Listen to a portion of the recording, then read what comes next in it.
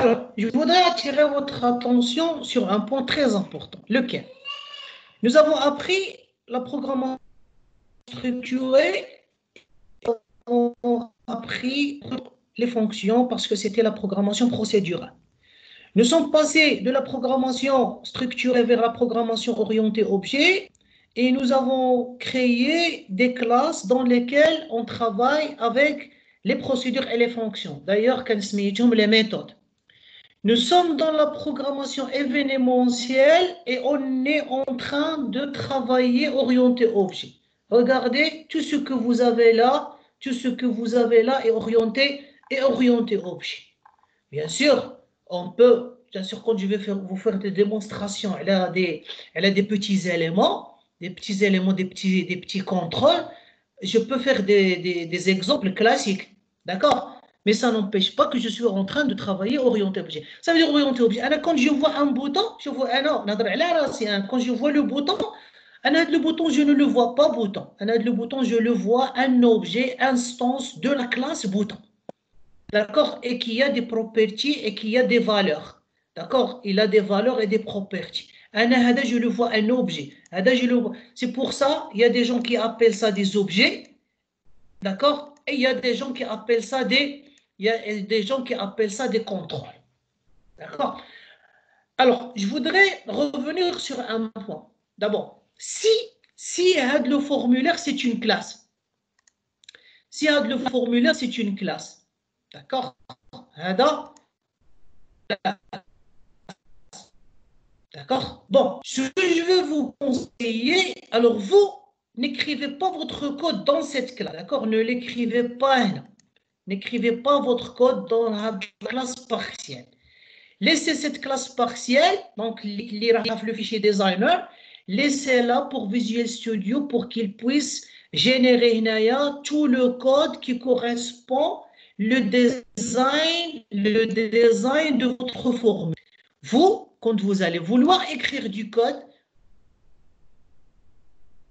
vous allez l'écrire dans celle qui est de toute façon, normalement, c'est la même classe. Vous avez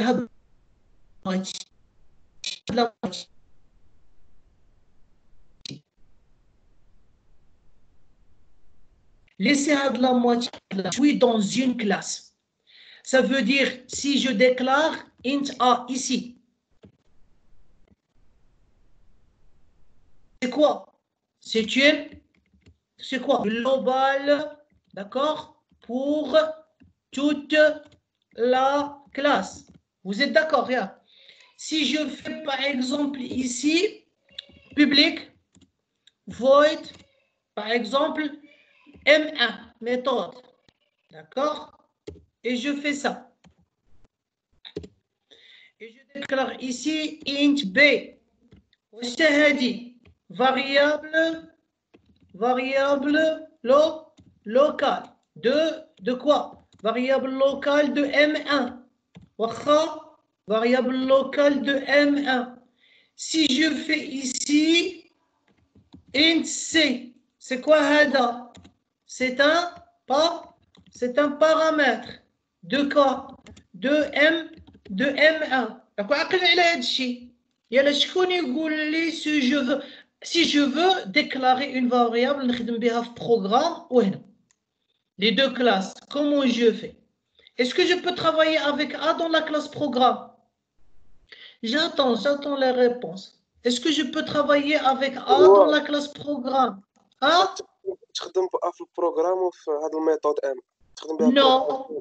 Non, je ne peux pas travailler avec A dans le programme. D'accord? Avec la classe, pas de la classe. Dans la classe globale, je ne peux pas travailler avec A, non. D'accord?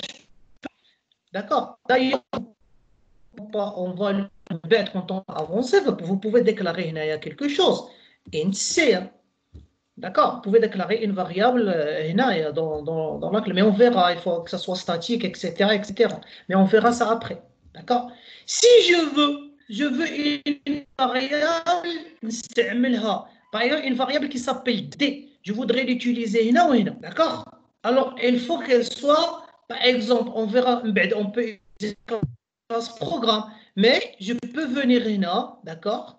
Je peux venir sur mon application et je peux ajouter, par exemple, je peux ajouter une classe, d'accord? Par exemple, je vais l'appeler utile, la utilitaire, d'accord?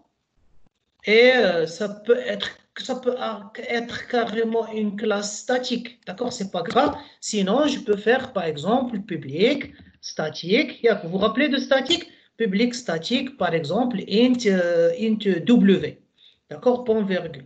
Et je peux utiliser le W هذا. Par exemple, si je suis là, d'accord? Je peux utiliser, par exemple, je peux faire B reçoit, je reçois utile, regardez, خرج utile, point, on va dire W. D'accord, non? Donc là, vous êtes en train de parler d'une variable. Voilà, je vais copier le code. Et là, vous êtes en train de parler d'une variable. Dit, là, vous êtes en train de parler d'une variable globale pour tout le projet. Là, pour toute l'application. Pour toute l'application. C'est bon là?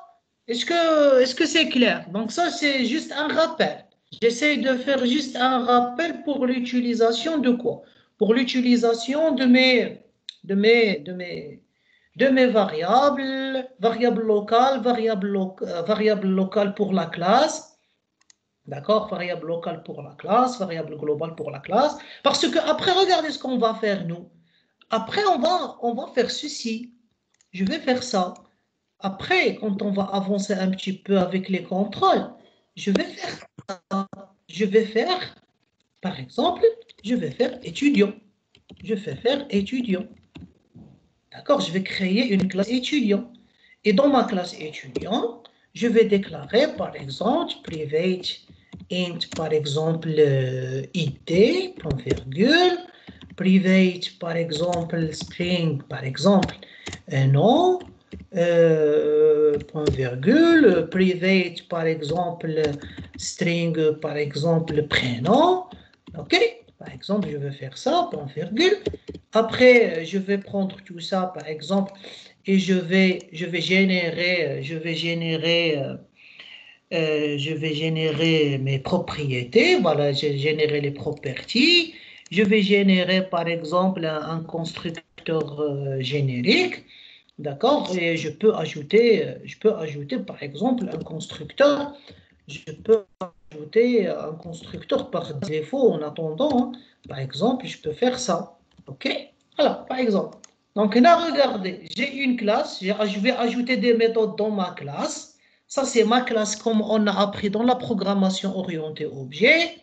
Ça, c'est la classe programme qui contient la méthode main. Et ça, c'est la classe étudiant. Ajouter étudiant, c'est la classe de mon formulaire. Le formulaire d'IALI, c'est une classe. Voici le code de la classe. Ça, c'est le design et ça, c'est la classe. La classe étudiant, elle n'a pas de design parce que ce n'est pas un formulaire. Le formulaire, c'est un formulaire, c'est pour ça. Il a le design et il a la classe. C'est une classe statique dans laquelle je vais déclarer les déclarations globales, bien sûr, les déclarations globales qui sont publiques. D'accord? Ça, c'est très important de faire la différence.